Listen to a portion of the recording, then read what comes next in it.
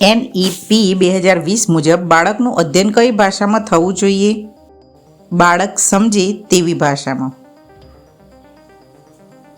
બાળક મને પાણી જોઈએ જેવી રચના કેવી રીતે શીખે છે? સાંભળીને અને પરિસ્થિતિ સમજીને. ભાષા અધિગ્રહણમાં સંશોધકો અનુસાર શું સાચું છે? પ્રકૃતિ અને પાલન પોષણ બંને.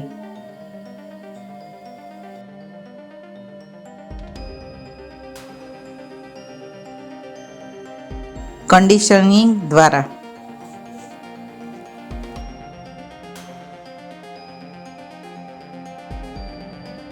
લોકો પર લેબલ લગાવી વિચારને પ્રભાવિત કરવું. દ્વિભાષી બાળકો ભાષા વિકાસમાં કેવી પ્રગતિ કરે છે? એકભાષી બાળકો જેટલી જ દરે પ્રગતિ કરે છે.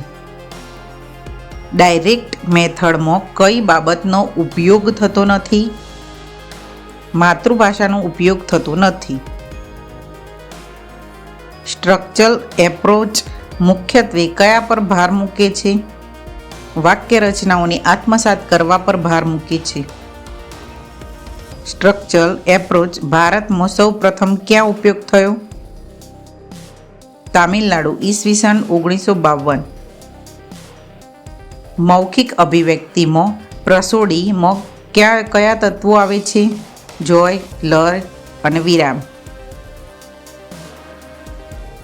પ્રસોડી શું કરી શકે છે? વ્યાકરણ વગર પણ વાક્ય કોમ્યુનિકેટ બનાવી શકે છે.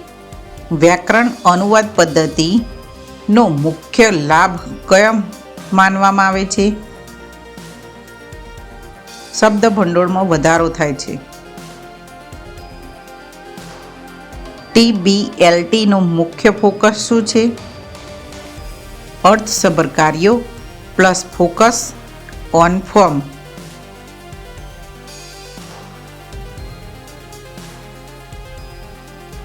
કમ્પ્યુટર અને કીબોર્ડિંગ સ્કિલ મહત્વપૂર્ણ બને. સેમેન્ટિક લેવલ શું દર્શાવે છે? અર્થઘટન. વાઇલ રીડિંગ સ્ટ્રેટર્જીમાંથી કયું યોગ્ય છે? વાંચતા વાંચતા નોંધો કરવી. ક્લાસરૂમ યુઝ મુજબ પોસ્ટ રીડિંગ એક્ટિવિટી કઈ છે?